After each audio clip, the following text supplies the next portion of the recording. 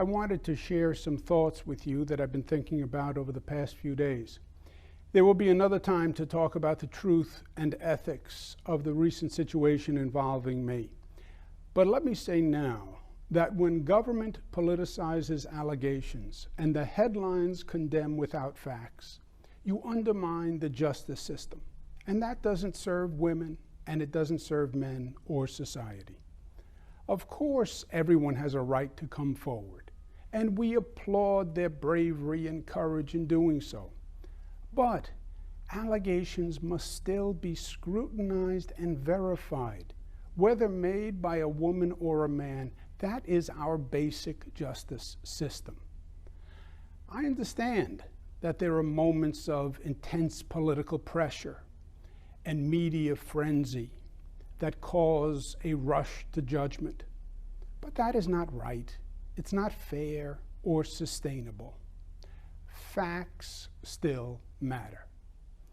A firecracker can start a stampede, but at one point everyone looks around and says, "Why are we running?" The truth is ultimately always revealed. The Attorney General's report was designed to be a political firecracker on an explosive topic, and it worked. There was a political and media stampede, but the truth will out in time. Of that, I am confident. Now, there are moments in life that test our character, that ask us, are we the person we believe we are? Or are we the person we try to be at our best? You know me, I am a fighter. And my instinct is to fight this because it is unfair and unjust in my mind.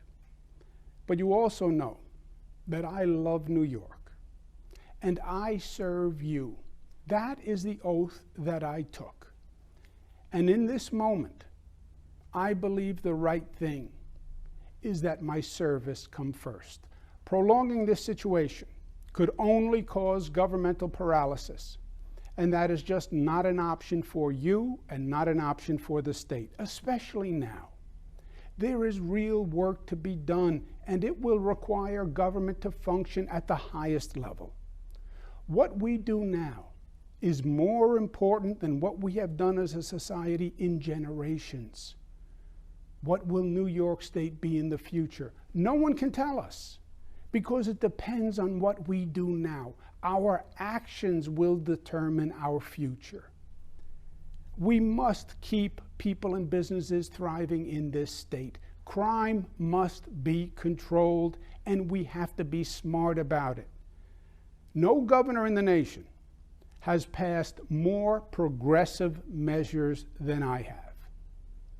But I disagree with some people in my own party who call to defund the police. I believe it is misguided. I believe it is dangerous. Gun violence and crime are savaging inner cities. Look at New York City. The majority of victims are poor, black, and brown. Reforming police must be the goal. Ending discrimination by the police. Ending the unnecessary use of force. And then building back trust and respect between the police and the community they serve. That's the real answer. And that is easier said than done. But it's also the truth and the right way forward. Our state's economic competitiveness is vital. Demonizing business is against our collective self-interest. Taking actions that cause businesses to flee the state, taking jobs with them, only weakens our tax base and our ability to do good things for people. We can address income inequality without ending incomes. Taxes can be reduced right away if Washington does what they promised New Yorkers they would do and repeal the so-called SALT tax. That would lower New York's taxes $15 billion per year. That would make a major difference and frankly dwarf all of the other federal aid programs. It should have been done 8 months ago. We're going to have to fight to make it happen, but we must wage that fight. Let's remember what made New York State the Empire State in the first place. New York's historic success was not a process of evolution. It didn't just happen. We weren't born this way. We were born of vision and daring and competence. We built the canals, the roads, the bridges, an education system, and the economy that made us the greatest state in the nation. Somewhere along the way, government lost its competence, and then people lost confidence in government. But today is a different day. We have reason to believe in New York's future based on what we have accomplished together. We've shown potential. We've shown that the New York spirit that reached for the skies, that refused to accept defeat, that challenged possibility, that said no to the status quo, that took on the bureaucracy, that still exists. And we must demand that government continue to perform and achieve and accomplish. We've embarked on the most aggressive green energy plan in the nation. Not talk, action.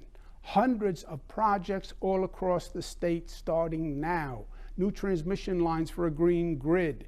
We are rebuilding our upstate airports. Buffalo is building back. A new LaGuardia airport, first new airport in the nation in 25 years. A new JFK airport. A new Penn Station to end the hellacious conditions of Penn Station. More affordable housing than ever before. These projects are underway and essential to complete quickly and effectively because they are literally building our future. We cannot go back to the old days when government talked and government debated and government issued a lot of press releases about what they were doing, but they never made a difference in people's lives, and they never improved, and they never built. It's not what we say in life that matters. It's what we do. And the same is true for our elected officials and our government. We have developed over the last decade a new paradigm of government in this state. A government that actually works and actually works for people. It sounds simple, but it's all the difference in the world. We cannot go backwards. We must focus on the immediate threat, which is the Delta variant and COVID. And I'm very concerned about this personally. Please don't forget what we learned together last year. And don't forget what we accomplished. We went from the highest infection rate in the nation to the lowest. We did what no one thought could be done. Why? Because when the rest of the nation put their head in the sand and denied science and played politics, we faced up to the facts. And we made the tough but necessary decisions. And while our infection rate went down, other states have been going up. And now the situation is reversed. New York has one of the lowest infection rates in the nation. And other states are seeing rapid increases. It's sweeping Florida, Texas, Alabama, Arkansas, South Dakota, and more. So now we must realize the reality that the spread will inevitably affect us. And we have to act before it becomes critical. Here's my advice. School opening is approaching. Teachers must be vaccinated for their protection and for our children's protection. Masks must be required in high-risk areas, and private businesses must mandate proof of vaccination for large gatherings.